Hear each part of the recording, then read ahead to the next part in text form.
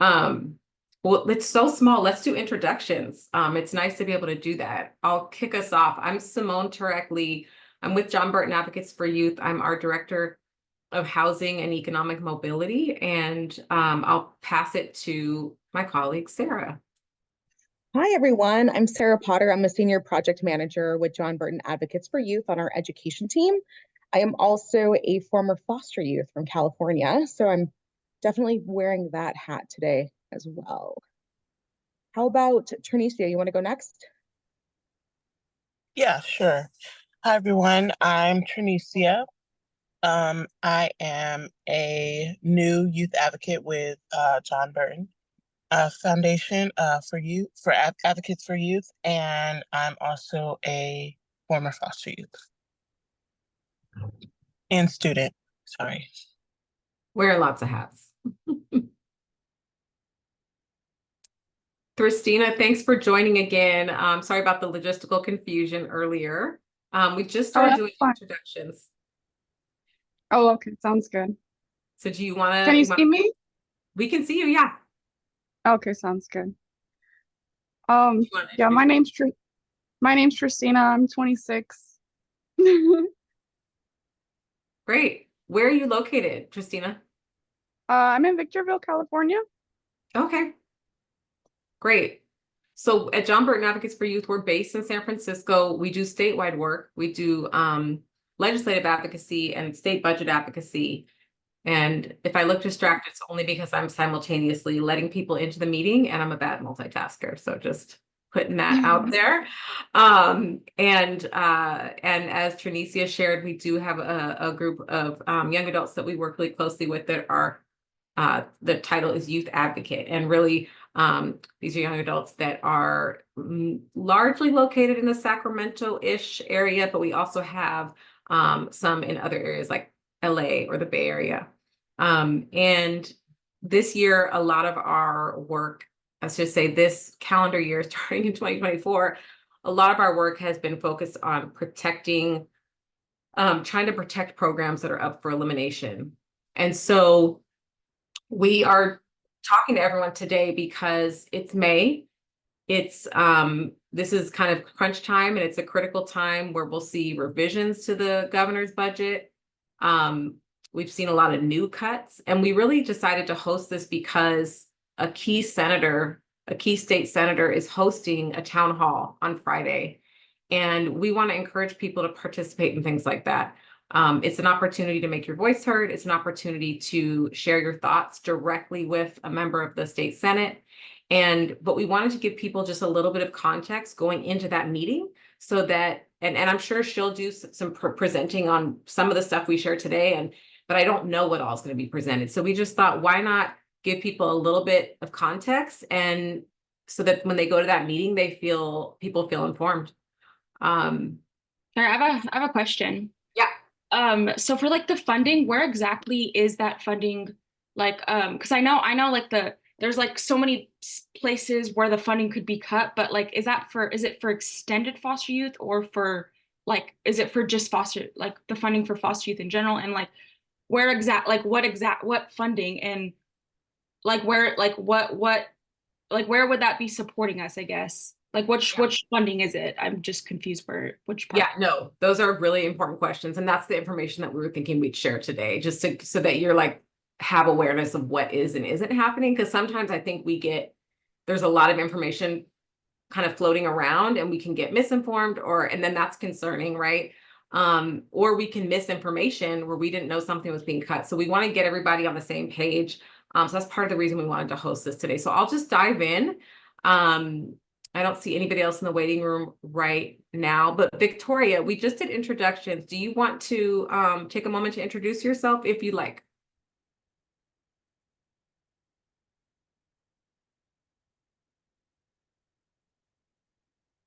And that's okay, Victoria, if you're tied up or if you don't feel like introducing yourself now, you can also pop in when you're ready and let us know.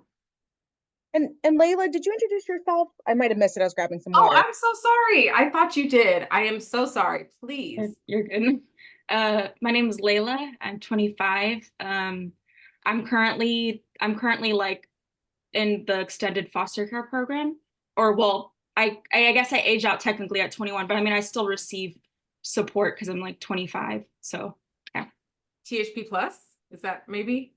I age out of that. So Oh, I'm in like the HUD housing for foster care, but Right. I'm still like I still have like a caseworker with Orangewood.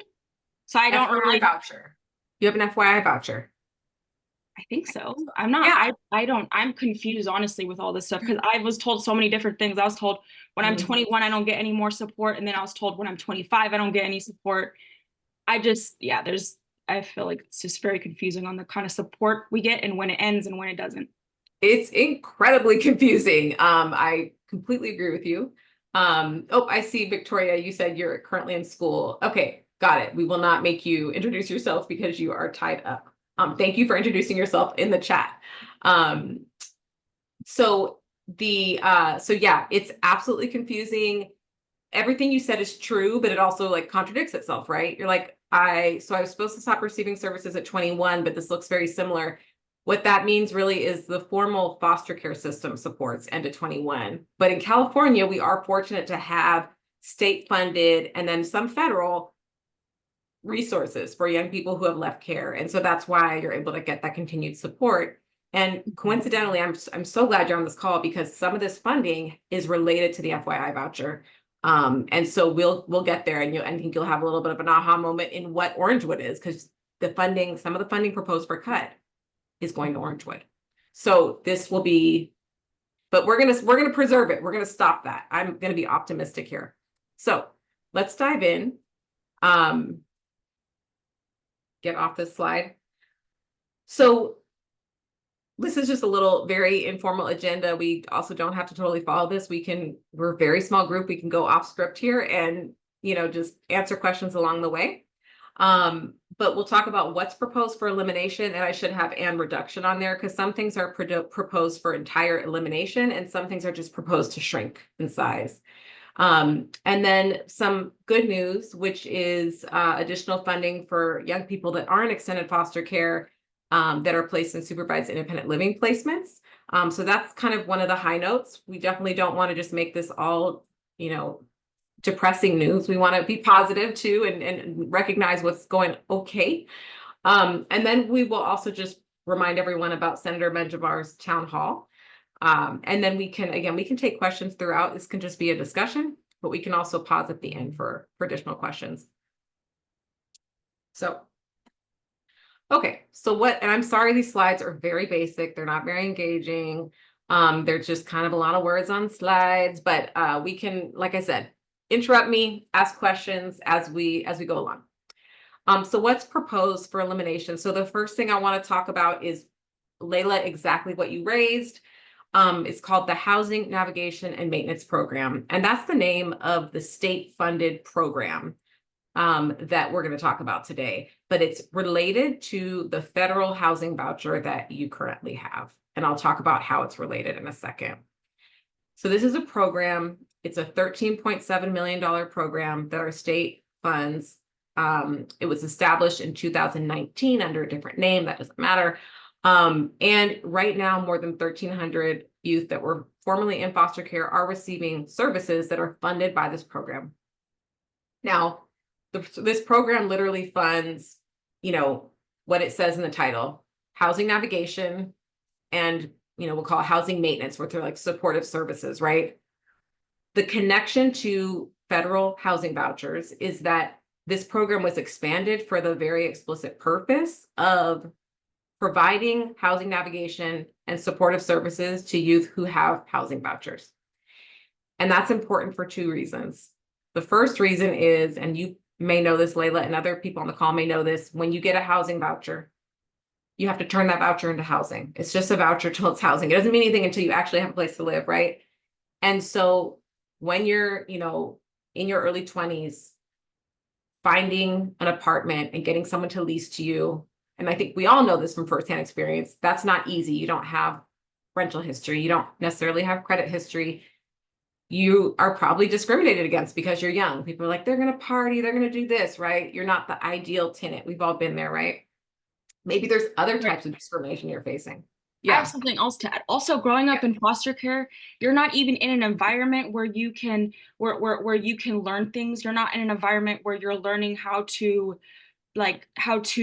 take care of yourself, how to be an adult, how to you're not like when you're in growing up in foster care, you're not learning how to transition into adulthood. So we're gonna need that going out. And plus, not that besides, we're even talking about trauma. Like they went through trauma. That's the whole reason why they're in fucking foster care in the first place. So they have that to deal with. They have mental health and also lack of knowledge of not even being taught and supported to be able to transition into adulthood. So then yeah, okay, they have a voucher, but what are they gonna do with that? What if we don't, like, there's so many things as an adult that we don't know, and who are we gonna go to? We don't have fucking parents for that. So guess what? Guess what's gonna happen? They're gonna cause more homelessness. And guess what? Guess what? That funding that they're trying to cut, okay, what about all that homelessness? They're gonna have to pay, they're gonna have to use that money to help to fix the homeless problem. So them cutting this funding is honestly just going to cause more problems for them down the line and more money being spent elsewhere because they decided to not help 13,000 people. Or sorry, Layla for senator. I mean, no, I mean, you're at that part, like exactly what you just said. That is, I mean, we could just shut the webinar down right now. I mean, that is exactly what you're saying is why we're fighting for these programs, right? Is because we know that it is not that simple. You don't get handed a housing voucher at the age of whatever, right? Coming from the system, lacking what you just said, all of that, everything packaged into a challenging, right? And then land a lease. Like it just doesn't work like that, right? You don't have someone to co-sign, right? All these things that maybe you could have, right? But it's not happening. And so that funding is going to places like Orangewood and other like organizations that are going out there, finding landlords, helping people find a place they can lease, right? Ideally that's safe, that's stable, that provides you what you need. So that's what that funding goes towards. So clearly, that's one reason it's incredibly important is because you have to pair a voucher with that support, right? The second reason it's important, and a lot of people don't know about this one, is kind of a sleeper, is that the federal government requires it, right? So they say, because they know what you're saying, they know it's not that simple. So they say, housing authorities, if you want a voucher, you have to get the social services agency to say, yes, I will help a young person find their housing, right? And so the social services agency turns around and says, but I don't have funding for that. So this state funding means counties will agree and they'll say, okay, we will sign up for that and we will get vouchers. So sorry, I have another question. Yeah. Do we get like, is there a place where we can find where they're spending this funding? Like all the funding that the state funding, I want to see where else they're spending it because I'm pretty sure that there's places that they're spending it on that aren't even supporting the citizens, aren't even supporting people of California. Yeah, no, that's a big question, is that we all want transparency. Like, where's their funding that's, first of all, not really being spent, right? Or is being spent on things that, like, for example, do we have prisons that are open that have no people in them and we're just basically paying to keep guards employed? Like, that's a question, right? Like, there's a bill right now in the assembly that's trying to change that. It's like, let's close prisons if we don't need them, right? Things like that. And there's a lot of other things probably similar where we could downsize them and then keep that funding for these things that are important. So I absolutely. Simone, can I ask a question? Yeah, please. So since the housing navigation and maintenance program is a requirement for our state to receive that federal funding, what is the, how do I phrase this diplomatically? What is the likelihood that they pull that funding because we don't have this program? Good. That's a really good question. This is where it depends on where you live, which isn't fair, right? Now, if you live in a county that has a lot of resources like Orange, so I'll say, Layla, Orange is a county that has a lot of resources compared to, say, San Bernardino. I'm just picking on San Bernardino. So the likelihood that Orange County, I don't believe if this funding is cut, Orangewood's not going to be like, Layla, we can't help you anymore, right? But in some counties that will happen because they won't privately fundraise to help cover that gap that they lose, right? And so we don't really know exactly how much of a loss we'll see if this funding's, cut, but we will see a loss. And it'll be more in the counties that are less resourced. Some counties have a lot of foundations, they have a lot of private funding they could fundraise to help cover the difference. And they have a lot of dedicated service providers that will do that fundraising, like Orange would. But in some counties that those conditions aren't really present. And so we will see young people that will, we will see counties stop requesting vouchers with their housing authority. We will see the impact, but that's why, and I don't want to make this just Debbie Downer type of talk. We are fighting hard for this program. We're fighting hard for it. And you should go to the town hall and fight hard for it. You know what's funny is California has the highest rate of foster kids too. You're right. Yeah. So the fact that like shouldn't it be even more important that we're taking care of the foster youth? Yeah, you're also absolutely right. Over 60% of foster kids end up fucking homeless. And we have the largest youth homelessness population in the country too. So that's and what you're saying are a lot of the talking points we've been using, talking to folks in the legislature, talking to the governor's office, saying this is a crisis, we need this, and trying to get them to hear, that those messages, exactly what you're saying. But so I definitely don't want to, I want you guys to all be informed about what's going on, but I don't want you to panic and feel like my services are going to be taken away from me. Like, this is something that we're talking about a little down the line, and this is not over. This is not over. Okay. So it's May. We have another about month and a half till this is sort of case closed, and we're fighting hard. And our number one priority right now is saving the housing navigation and maintenance program. So I just want to say that to not like make people panic. That's not why we want to have this discussion today. So can I add to that? Yeah, Tunisia, go ahead. Sorry. I just wanted to tell Layla, hi. I'm a youth advocate, so I'm 22 now, so I didn't really experience THP like plus just because it wasn't like given to me like as a resource. It wasn't talked about enough, and I've been on this housing navigation, all of this. I've been talking to legislators, I've been advocating at the Capitol every chance I get, every like opportunity I have, and we're fighting hard. There's so many people showing up to these meetings to fight for all these funds to stay in place and to be kept, because so many youth will be at a disadvantage if we lose this funding. So I just wanted to piggyback off of what Simone said. We are fighting so hard, and there are so many people, so many organizations, so many child welfare workers who are showing up to these meetings and fighting so hard. And some of these legislators and chairs, like, they're really taking it to heart. It's just they are put in a hard place because they're basically given ultimatums, and they have to, pick and choose to figure it out. But we are fighting so hard. So yes, like Simone was saying, like, not all of it is like negative. But I do see your concerns, because I have the same concerns. I have foster siblings that are still, they're experiencing SILP, or, friends that are experiencing that, like, or yeah, they have the housing voucher, and, I'm advocating for them. I'm advocating for all of us. So, and there's so many other advocates that are advocating as well. So I just wanted to put that out there. So like I just want to know what like those pros or cons and what they're weighing, because I feel like if we're aware of that, maybe we could offer some input. Yeah, and that's why. Go ahead, Sarah. I think that's a great point, and it's really tough because the deficit that our state is facing is enormous. And so there's so many conversations happening, and we kind of refer to the budget making process and appropriations in particular as sort of like the black box of policymaking, where there's a lot of discussions and there's a lot of deals being made that really aren't out in the open. And so the reality is that we may never know, like, because there's not necessarily a lot of transparency in the process. And I think I speak for Simone as well. When the initial budget was introduced in January, which is called the governor's blueprint. That's the initial budget. It comes out in January, and people debate it until May, and then the budget's finalized in June. We didn't know these cuts were going to be included. We opened that budget, that blueprint, in January and gasped, like, what is happening? And since then, the deficit has grown even larger.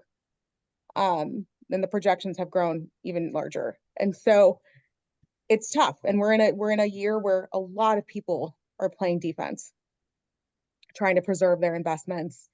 And unfortunately, foster youth are not an exception.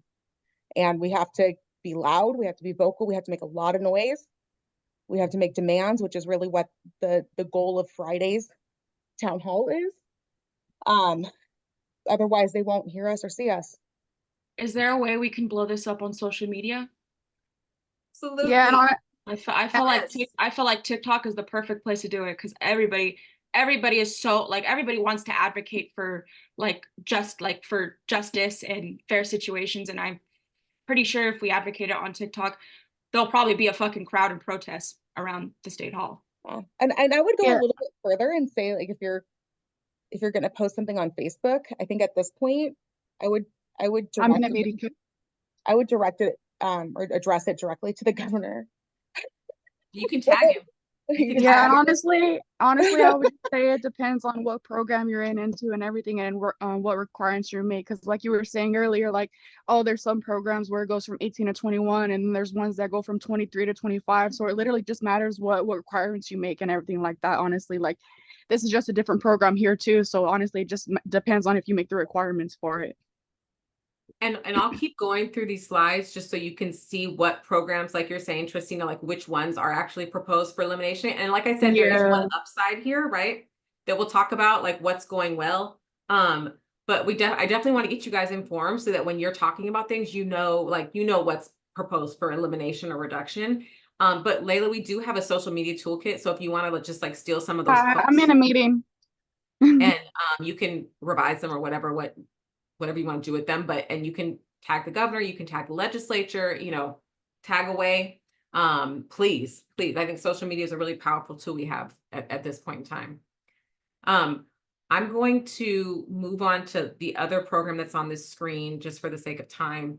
But just to clarify, these two programs on the screen, these were JBay, our organization's priorities, because we worked on getting them established and expanded over the last several years. And we've worked on implementing them. And so there's something that we're committed to personally, and we're going to do our best. And the second one, we have a little bit of success right now, which is good because then we can focus all of our energy. Like I said, top priority, housing navigation and maintenance program, right? So this second one was called the Supervised Independent Living Placement Housing Supplement, which is a mouthful. To just unpack what that is. Does everybody know what the Supervised Independent Living Placement is, the SILP for youth in extended foster care, like 18, 19, and 20? Is that place in Tustin? It's not a specific place. It's just a category of a foster care placement, and it looks really different everywhere. So people are probably like, well, I'm in this, I'm in that, but it's all the SILP. What the SILP is it's just a very flexible independent placement where you receive your foster care payment directly.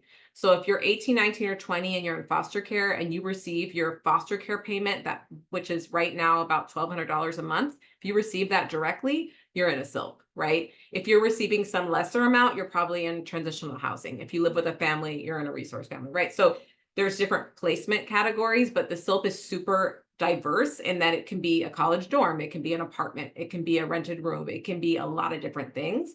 It's just very flexible. But there's no supportive services that are required to be provided in a SILP, and there's no one that is required to help you look for housing. So it's a very independent placement. What we've seen over the years is that youth in SILPs have housing instability, not surprising, right? Similar to the voucher issue, right? Good luck, here's some money, go find housing. And then maybe you find housing, maybe someone's like, you can stay in my house for a little while because you know them. And then that busts up, right? Like something happens, they're like, oh, you can't stay here anymore because you don't have a formal lease, right? So we see that a lot where a young adult will become actually homeless while they're in foster care, which is like crazy, right? You're supposed to be taken care of. And so what we worked on last year was getting the monthly payment increased because, right, $1,200 in California, that doesn't go very far to cover rent and all your basic needs, right? We all know that. So what this was, it took effect, it would pass last year and it took effect. It was going to take effect in 2025. Before it even could take effect, the governor proposed it for cut. So like he signed it in 2023 and then months later was like, and we're cutting this. And he cut it because it's new, right? So they try to first look for new things to cut, but youth aren't receiving yet. So what that meant was that the monthly payment youth receive would stay low. And we don't want to see that happen because we know youth don't have enough money to afford housing every month, right? So we started fighting for this program. At the same time, this big rate reform effort started rolling out where they were going to change all the foster care rates. And so it got complex because this got sort of tied up in that effort. And so what we did was we started sort of advocating for two things. We kept advocating for the SILP housing supplement, but we also started just advocating for youth and SILPs to get more in the new rate structure. So I'll just say the good news is that although the housing supplement is not being preserved, what is happening is youth are going to get more than $1,000 increase in their monthly payment in SILPs should this foster care rates reform move forward. I can talk a little bit more about that in detail later, but I wanted to just share that that's a positive development because it would take young people up to nearly almost $2,300 a month in cash that you can use on housing or whatever you need, right? And then if you need to work and you can work, you can also do that to increase your monthly income, but you'd have that base income from the foster care system. So I just wanted to share that.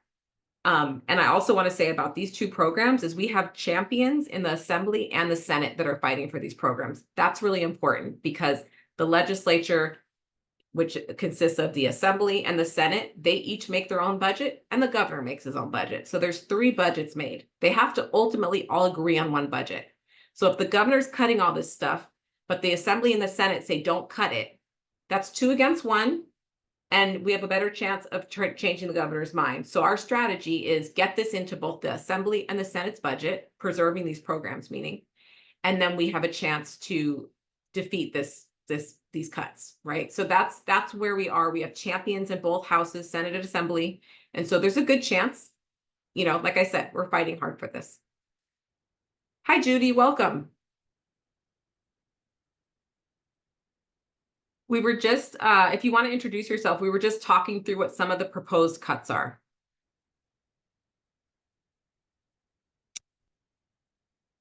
But you're muted. Oh, okay. You don't have to unmute yourself and introduce, that's okay. But if you do want to in the future, feel free. But let me pause here and, see if people have questions about the SILP housing supplement.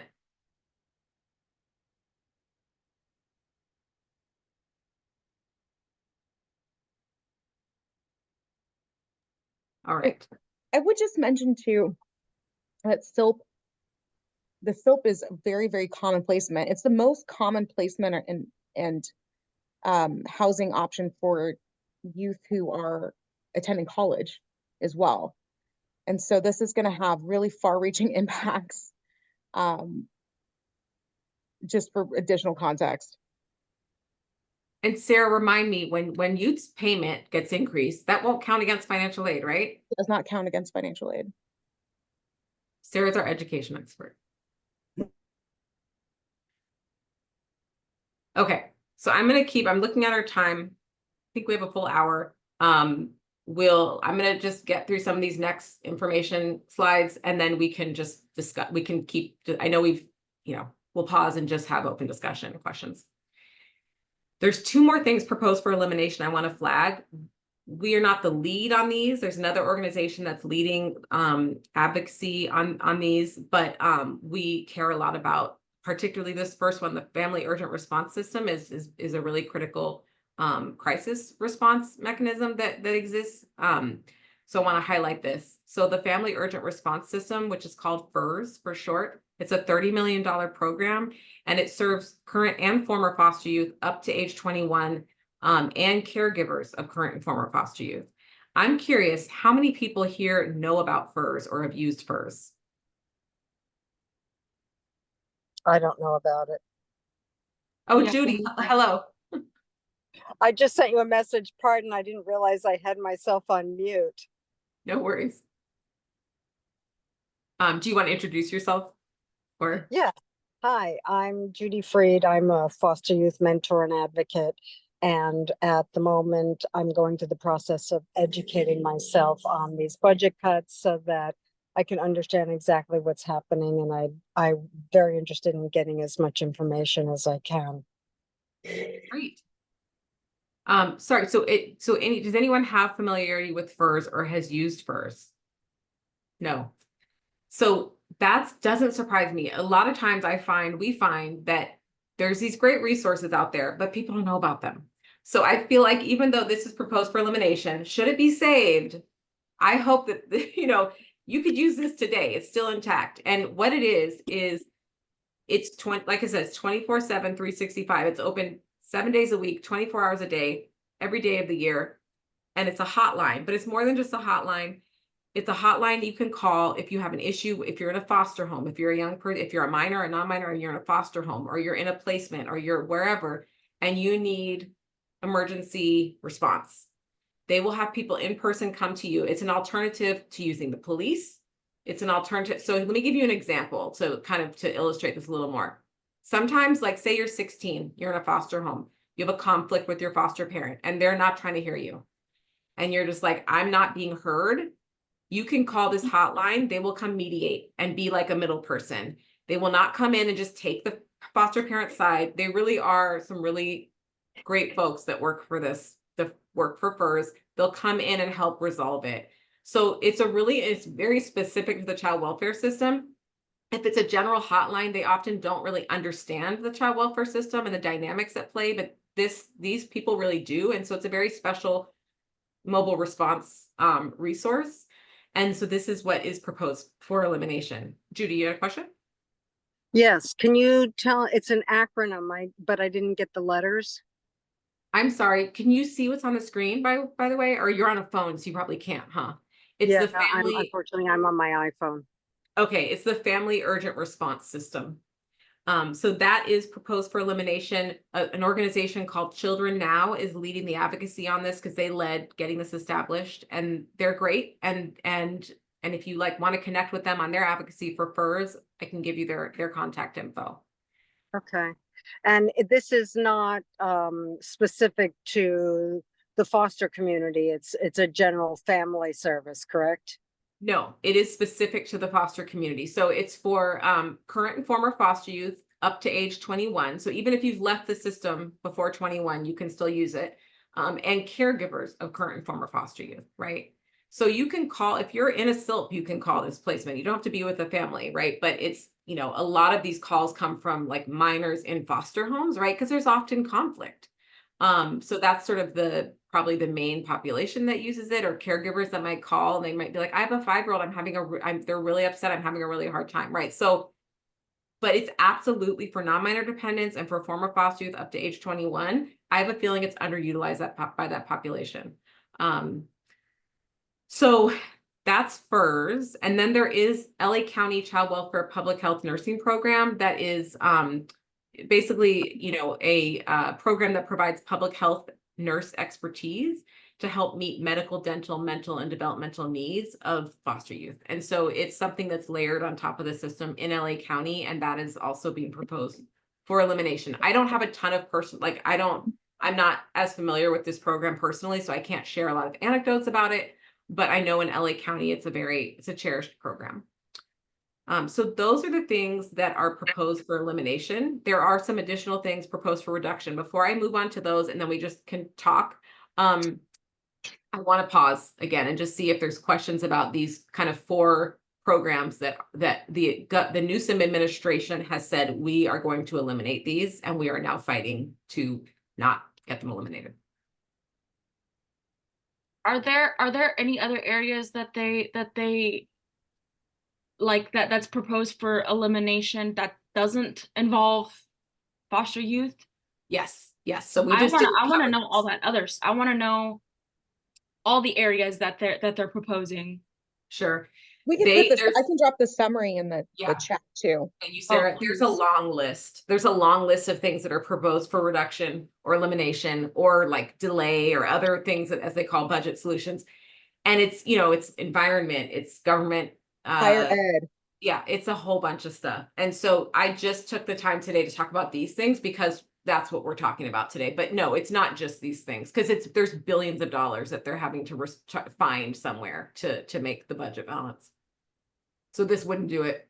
But that's another thing, is like, in $1 billion deficit, is a $13.7 million program going to do much? If we were like, is that going to do much for our deficit if we lose it? You know, like, it's going to do a lot for the young people that can keep the program. It's not going to do that much for our deficit, right? Okay.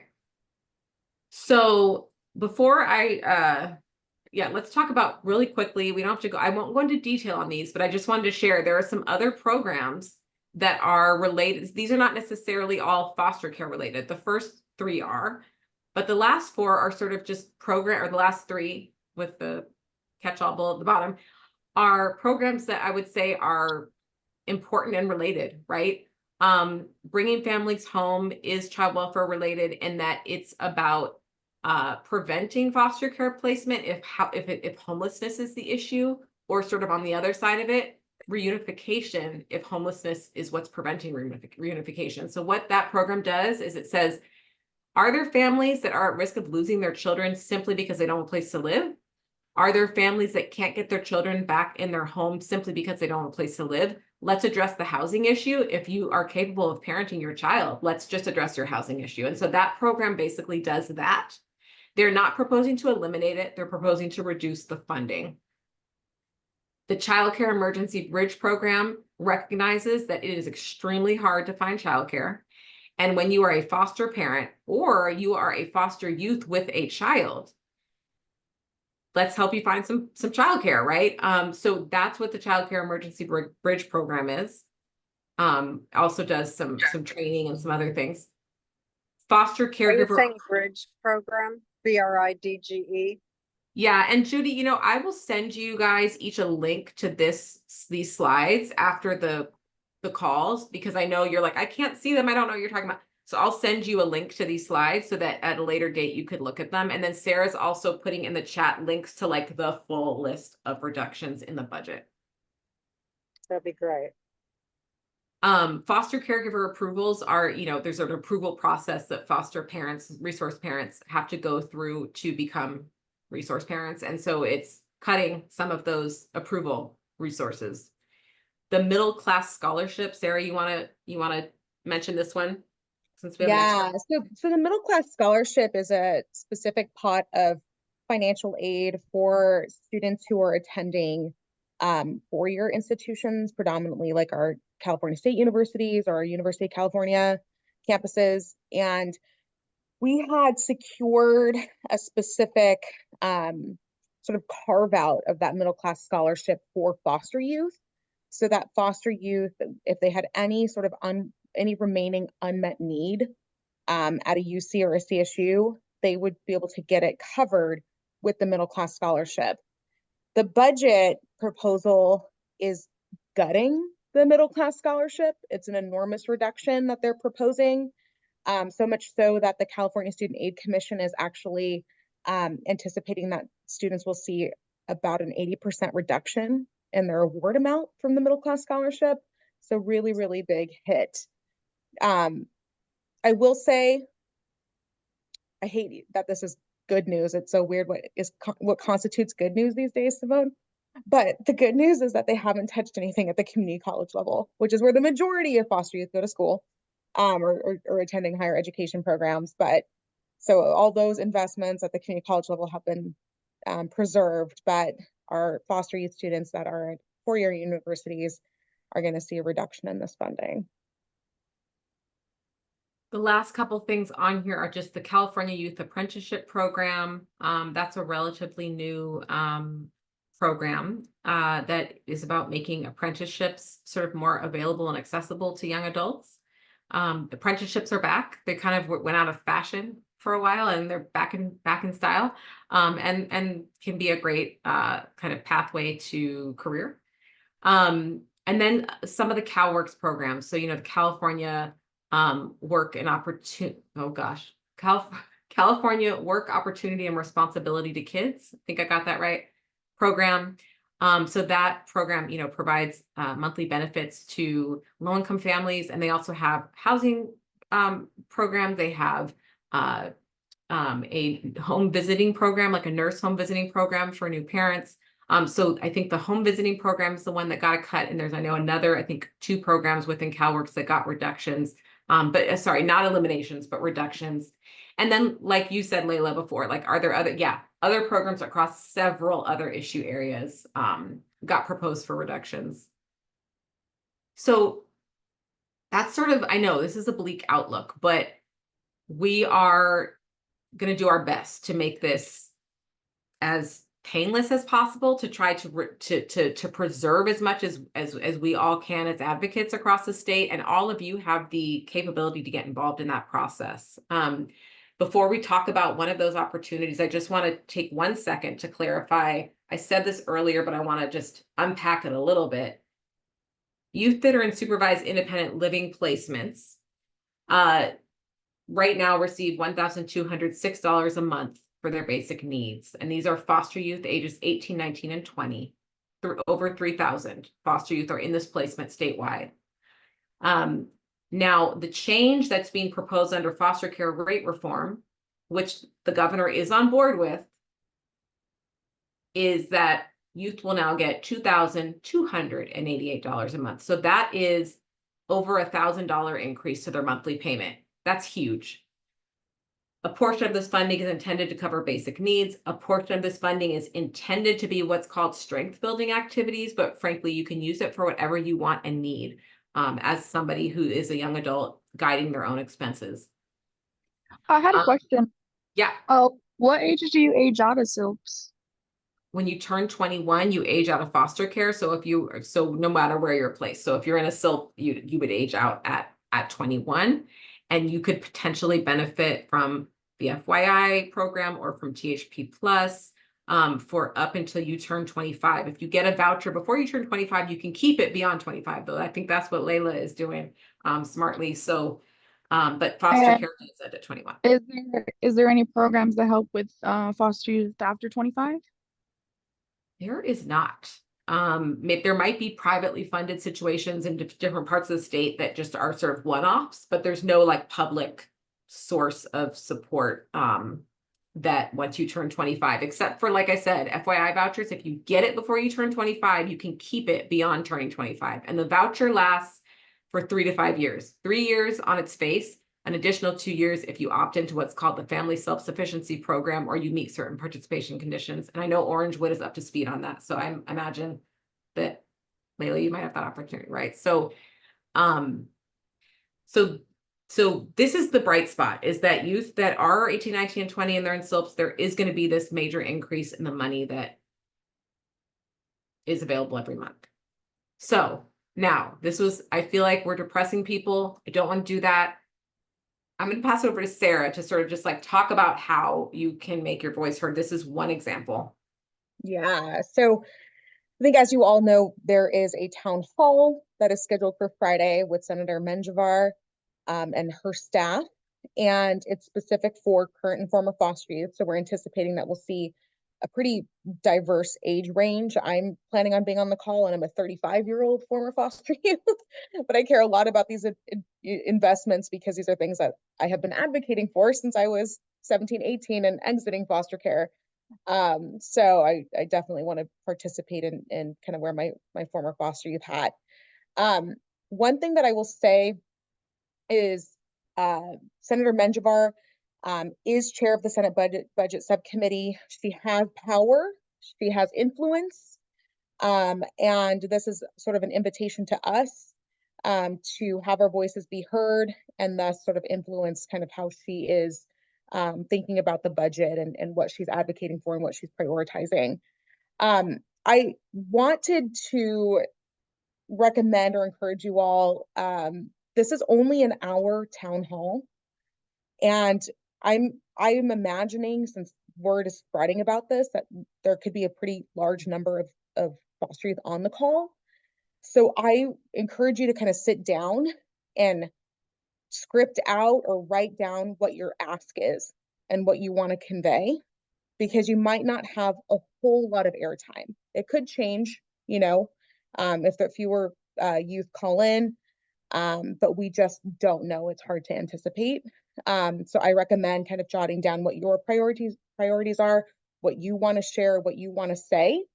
I think that it helps kind of build confidence and helps you like interject in the conversation as well. And then the other thing that I encourage you to do, since this is going to be on Zoom, like use chat, you know, speak up, don't be shy, but make sure that you know or are communicating specifically what it is that you want to see happen. Because I don't anticipate that the senator's office is going to go through and share a lot of background information with folks or do a presentation. They might have some questions or prompts for foster youth, but or for the participants who are attending.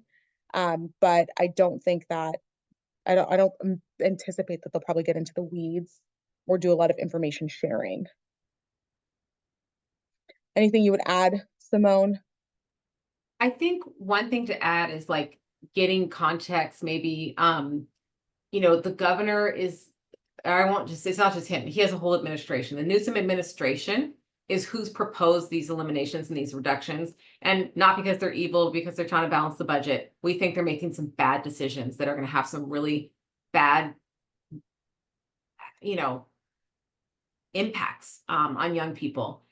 But the legislature is not proposing these cuts. So the legislature is potentially, the legislature being the Assembly and the Senate, including Senator Menjivar, are potential allies. They're people who can stick up for us, right? And so we don't want to, the idea, a lot of times people think advocacy is like getting out there and yelling at people, getting out there and fighting, getting out there and demonstrating. And that's one kind of advocacy, and it's needed sometimes.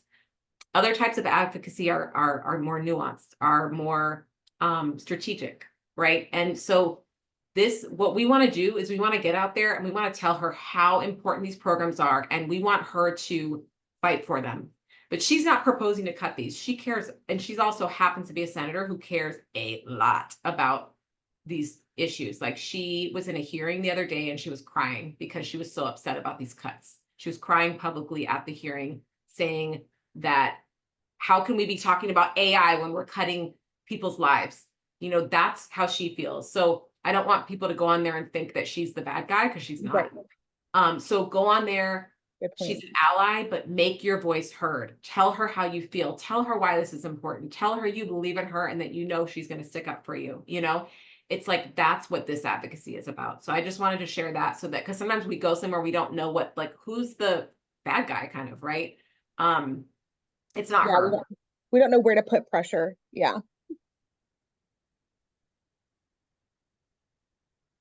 Okay, so now I know we have only about 5 minutes left, but I want to stop talking. And does anyone have thoughts, questions? What is everyone feeling after getting this information? Personally, I'm feeling like I want to find out more and do whatever I can to help. So I'm looking forward to getting some of the information from you and getting involved in however I can help. Fantastic. We'll get that information out. Sounds good. Victoria or Tristina or Layla or Trinicia is not on anymore. Is that correct? I don't see her, but yeah, I think she's off. Okay. Anything anyone else wants to add before we jump off?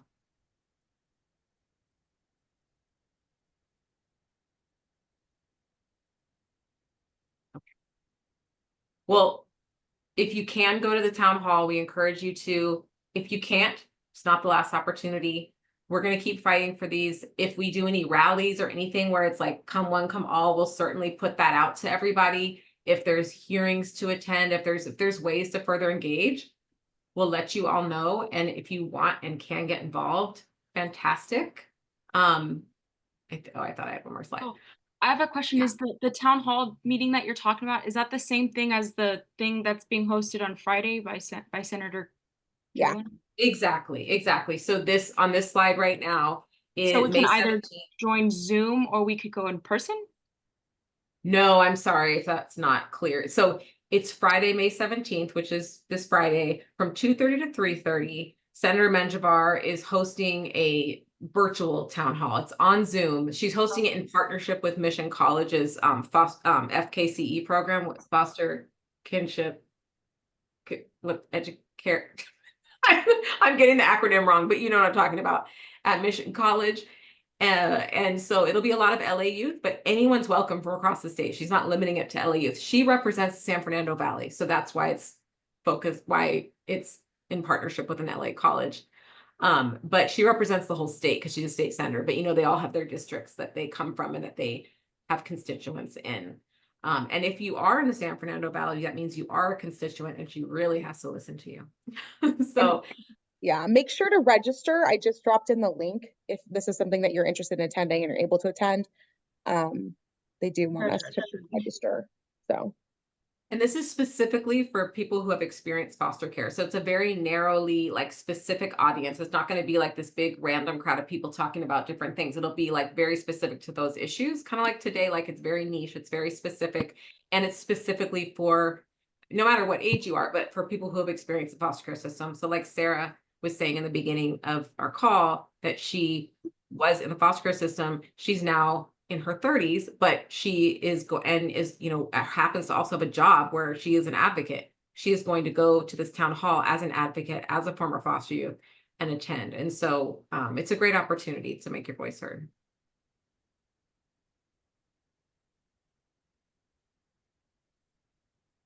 It was lovely to meet all of you. I'll follow up with an email. I'll get you guys the slides and whatever other information we said we'd share. And I don't know what else there to say. I hope you attend Friday and feel free to reach out. I'll also put my email in the chat because I thought I had a slide with that, but I don't. Here is my email if anybody wants it. All right. Thank you, Simone. I look Thanks. forward to getting the links and more information via email from you then. Sounds great. Thank you. Bye, everybody. Bye-bye. Bye.